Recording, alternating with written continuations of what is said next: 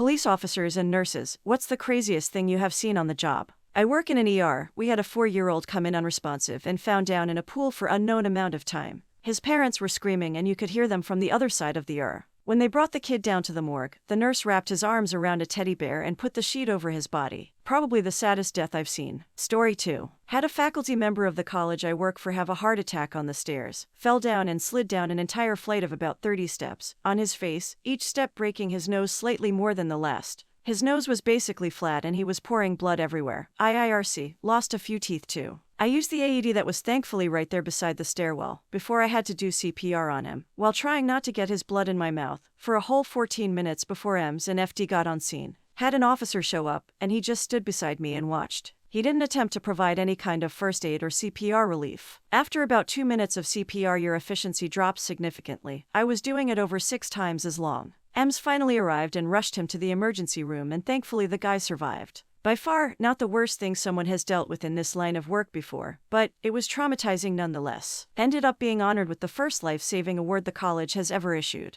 I should also point out, I am only a security guard, and I was only on the job for 2 months before this happened. Story 3. I once had a patient who was suffering from an addiction to alcohol and cocaine. He had snorted so much cocaine that his entire nose was gone. The amount of nose you see on a skull was the same amount what he had left. Also, because he smoked 2 packs a day for over 30 years, his throat wasn't functioning properly. Therefore, he had to be tube-fed. Now usually when patients are tube-fed, this is done with a probe through the nose and into his stomach. Now the probe was just loosely hanging out of his nose socket. If you would pull it a bit, you could see stuff moving in the back of his head. Because of the substance abuse, this patient had significant liver failure and could not qualify for a liver transplant. Now there is a certain enzyme your liver produces which is responsible for keeping the pressure and the amount of fluids in your cells at a normal amount. Due to his liver damage, this enzyme could not be produced anymore, or at least his liver produces way too less of it. So, over the course of a couple of days he began to swell up. His legs, his belly, his arms, basically everything was full of fluid. During his stay in the hospital, he gained almost 40 pounds of excess fluids which just accumulated in his body. Because of this, his skin was stretching a lot, which caused excruciating pains for the man. Even the strongest morphine could hardly ease the pain. Story 4. I'm a labor and delivery and high-risk obstetrics nurse. The most horrifying thing I've witnessed is the birth of a deformed and mutated stillborn. It was unlike anything I've ever seen. Gelatinous, balloon-like, oozy. The image is burned in my brain. The mom knew the baby wouldn't look normal and asked for it to be taken away immediately, and did not want to see it. I don't blame her. I wish I hadn't. Story 5. Guy convinced a friend to drill a hole in the back of his head because he read somewhere that it alters the flow of cerebrospinal fluid to give a permanent high without any drugs. Somehow worked out with no bad effects except that he and the friend just left it open for like 2 weeks, and the cut edges of his scalp started rotting. I could literally see into the inside of this dude's brain through the dime-size hole he had drilled. Not sure if penetrating the brain itself was intentional or not. But the goddamn shocking thing is that, except for the infection in his scalp, the guy was otherwise completely fine. Told me all about what he did in a totally coherent manner and then extolled the virtues of drilling into your skull over taking drugs. Story 6. Got a call of medical aid request, male subject and chainsaw-related injury. Showed up and found a male in the middle of the street, head in one place, body in another. Chainsaw still running. Guy had found out his wife was cheating on him with his own brother, got drunk, put the chainsaw up to his throat to show them a lesson. The chainsaw teeth caught his neck and just kept going. Story 8. Young girl and her 20 seconds kidnapped and held captive for days. Every inch of her was bruised. They shaved her head and eyebrows off, burnt her. Just some seriously messed up stuff. Only found by chance. I don't want to imagine what would have happened if she wasn't. No family came to see her either. She was truly isolated and alone with no support. I think that just made it so much worse. Story 8. For me, the most messed up thing that I see as a nurse are loved ones that refuse to let their sick and miserable family members pass with dignity. I know losing a loved one is hard, been there, but instead of stopping treatment, they want us to continue doing everything possible for their 90-plus-year-old grandparent. We as medical professionals know that they aren't leaving the hospital or nursing home, and family are advised as such, but want us to continue full code status. This means doing CPR and breaking multiple bones when they code. Story 9. His is something I learned to accept when my dad died. He suffered a massive stroke at 68 and ended up on life support. The doctor told us that even if he improved enough to get off life support, the rest of his life would have been torture. He wouldn't be able to walk, talk, or do anything for himself. We couldn't afford carers, so my mom would have had to drop her decades-long career to care for my dad, all while trying to put 2 kids through college. It just made no sense to keep my dad on life support. But damn it if that decision wasn't the hardest one we've ever made. Every bit of me was screaming, "That is your father, you idiot." You can't do that. As if pulling the plug meant we were killing him. We mulled over the decision for over an hour. Finally, we decided to go ahead with it and he died peacefully a few hours later. I don't regret it at all. My dad could still be alive today, but what kind of life would he be living? He wouldn't be able to care for himself or do the things he used to enjoy. He would be a shell, sucking all of our time and resources until there was nothing left, and he would always be a shell. It's a painful realization, but a necessary one. Story 10 was in the ER. A young girl was brought in, beaten and messed up. She was alert and oriented though, and was fighting with paramedics and ER staff about assessing her. Turns out she was only 12 or 13 years old, beaten by an uncle, and refused to say anything until her daddy showed up. Of course no one showed up, at least, when I last checked at the end of my 12-hour shift. Things that happens to children are the most messed up. Story 11. We had a girl brought in for a psych evaluation who was having a schizophrenic crisis. She was repeating very detailed pressed language about releasing other girls from jail at the Motel 6. She just laughed and said it didn't matter what happened to her now because she got the little girls out. I couldn't get any physicians or law enforcement to take her seriously. They said she has always picked up for this and she's crazy. Her story was so consistent. It still haunts me. Story 12. One of my patients sneezed out his intestines. He had a hernia so severe the skin had stretched to the breaking point, so all it took was a sudden increase in abdominal pressure.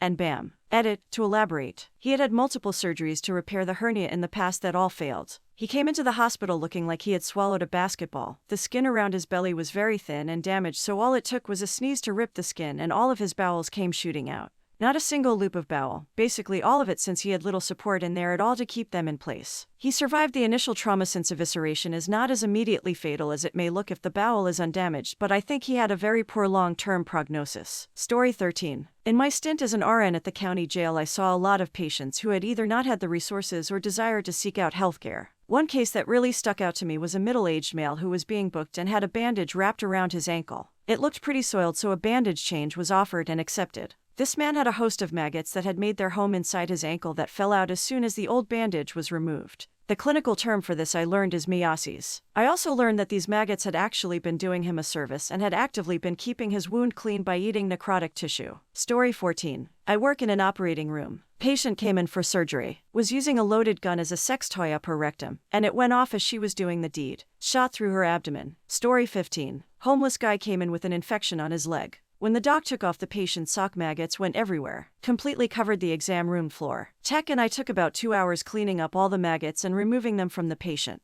Went back in 30 minutes later and found another collection of maggots and was extremely confused. Looked at his leg and saw maggots crawling out of his tibia. Mother fricker had maggots growing inside his tibia. I have never been so close to vomiting as I was that night. Story 16. Used to work at a naval hospital. Apparently artillery marines used to have this hazing tradition called kissing the breech. Essentially, the M777 howitzer artillery have a massive recoil, and the new marines would put their face as close to the recoil as possible. Apparently, this was fairly common, but honestly I never heard of it again after this. So this good-looking, 19-year-old boot actually kissed the breech. The gun recoiled and smacked him in the face. He transferred to our hospital one day after the incident, and it was the worst injury I have ever seen to this day. He somehow survived being hit in the face by the recoil of a round capable of traveling 25 miles. This thing weighs like 9,000 pounds and hit him in the face with literal cannon force. He makes it to hospital and I couldn't believe my eyes. He essentially had lost his entire face. No eyes, mouth, nose, chin. Nothing. A gaping hole with tubes and surgical dressings. I was part of a team responsible for stabilizing him and never heard the outcome, but I know he survived for quite some time. He may have made it back home. I hope he is still around. He had a great family around him, and the hardest part was seeing his mother holding pictures of her son before the incident happened. Heartbreaking. Story 17. So I have been a nurse for over 10 years and I have to be honest, so much of my experiences are not as gory or traumatic as so many others here and never will be. But for me, and I know that some of you might understand, the most messed up things I see and will continue to see is the horror of Alzheimer's, frontal temporal dementia, and Lewy body dementia. I tell you what, these PPL come in and they are polite and confused, able to fake it sometimes. Maybe their families have cared for them at home for a long time. Within hours often they realize they aren't leaving and the family is gone. The facade is over. They become mean and nasty often. Or the traumatic weight loss, the refusing to eat, the empty look in their eyes, begging to be released from their shell of a body in their own personal hell, unable to verbalize the pain or confusion or anything they feel. The families going through this is sad too. But what I was reminded of was when some of these folks do get sick, or break a hip, or poop themselves. The amount of people it often takes to help them and clean them up, literally have to try to hold their hands down because they do not understand what's going on no matter what. So yes, imagine 410 little old lady who is 90-some years old. In the shower with 2 or 3 staff because she's swinging and pissed off, but hasn't had a shower in over a week, and starts with diarrhea. One girl gets sick, so old lady grabs the poop and starts smearing it on her. Ends up standing on wet floor with other 2 gals in there trying to hold onto her and keep her off the floor and get her clean, throwing handfuls of poo at the girls, the doorway, and the wall. And here comes Iowa Popcorn RN knocking on the door in her dress clothes as the assistant director of nursing, trying to help people, and gets poo landed at feet. Story 18. 3 weeks after I graduated from the police academy, went to a call of a guy shot in the head. Bullet went in the back of his head, behind his ear, and blew out his left eye. He was still conscious and talking. Month after that, dude shot his estranged wife using slugs in a shotgun. One of the slugs basically blew her arm off. He then shot his stepdaughter 13 times with a 9mm while she held her toddler out the window so he wouldn't get hit. Her autistic son was in the room and watched it all. Wife died, one of the slugs hit her heart. Stepdaughter lived. Story 19. 17-year-old was brought in for a very feeble suicide attempt. Took a few too many Advil or barely scratched her wrists the short way, something along those lines. She seems like a good kid, just depressed. Obviously in need of some help. Then her parents come in. They look fairly affluent. They start telling her how everyone gets sad and she just needs to deal with it. Doctor and mental health professional decide she needs an inpatient stay. Girl agrees she needs this. Parents refuse. They don't need their daughter sent away with the crazies. Doctor has to get an emergency custody order to have her inpatient. Parents leave throwing a fit, threatening to sue, etc. Once they're gone and the girl realizes she will be getting help, the look of relief on her face was amazing. Mental health worker comes in and talks with her about how she'll be 18 and graduating soon and to just hang in there for a few months. This was probably 4 years ago and I really hope she's doing well. Story 20. I was a CNA and had been working at a nursing home for about a month. This nursing home was extremely understaffed all the time. On this particular night, I had 60 patients. Yes, you read that right. 60. The closest nurse was on the next section. Very frequently I would be the only staff member on the unit. Things were going okay considering everything. At around 4 a.m., I was making my last rounds. I was trying to do my work when a confused woman came up to me insistent that it was 8 a.m., and she would coffee and toast. I couldn't fetch that for her because the kitchen was closed. I tried to convince her to go to bed, but that didn't work. After 20 minutes of this, I heard the voice of a nurse scream for me. I couldn't leave the confused lady, so I put her in a wheelchair and rolled her down to where I can help my nurse and keep an eye on her. The nurse told me she was trying to pass meds when she heard a woman scream. She went running into her room to find one of my patients in a pool of her own blood.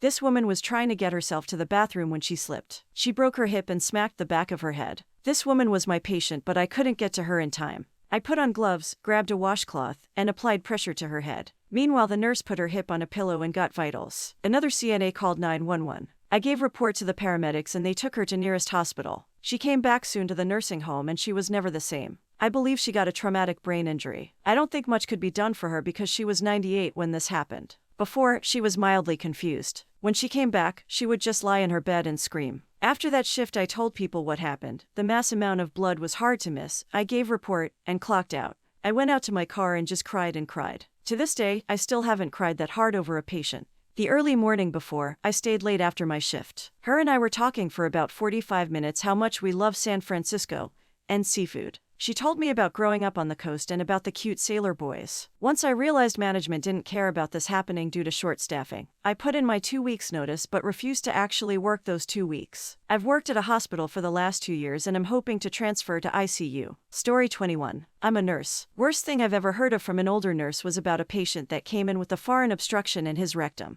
The patient was in his 70s and apparently really liked shoving random objects up his butt. He came into the ER saying that he had stuck a candle up his butt and couldn't get it out. When an x-ray was done, the candle was found out to be one of those big church candles. So it was almost a foot long and really thick. It would not come out still, so they tried pulling it out with tongs, but every time they'd try to get a good grip on it, they'd just pull bits of goopy candle out since his body temperature was making it pretty soft. They ended up having to open up his belly. I'd like to say he learned his lesson, but probably not. A lot of those guys are frequent flyers. One of my older patients got a vape pen stuck up his butt. Story 22. It's a major holiday. CPR in progress. Medics come rushing through the door working on this cold toddler. Doctor calls it 20 minutes later. The inhuman screams from the mother were just the first part. The screams from the dad and his subsequent hospitalization from the shock were the second. The wails just never leave you. Story 23. Had a patient admitted to my floor who didn't speak English at all and had an absurdly mangled foot. He couldn't tell us what happened. Taking off his dressings, we found that his foot was basically rotting off from the ankle downwards. Floating tendons and bones with no flesh behind them or around them at all. You could stand on one side of his foot and look through his foot to the other side. Plastic surgeon took one look at it and said he's losing the foot. His daughter came to the hospital to visit him and she told us he was in a motorcycle accident 2 weeks prior and refused to get his foot looked at. This hospital was in Canada. He wouldn't have had to pay a cent, so I don't understand why he didn't want to come in. He ended up having his foot amputated. Poor guy. If he came earlier, he likely would have been able to keep his foot. Story 24. I took an intro to policing course and my professor brought in a bunch of cops. They told a lot of grim stories and experiences, so to end it my professor asked if someone could share a positive story and one of the guys spoke up. He said they got a call one night about a disturbance and showed up to the location to find a man whose head had been almost entirely severed off by a machete. He was holding it on with his own hands and managed to croak out an apartment number before he died. They went up to this apartment and found 2 young children who had been strangled and left on the floor. So at this point my entire class is mortified because this is supposed to be this guy's positive experience.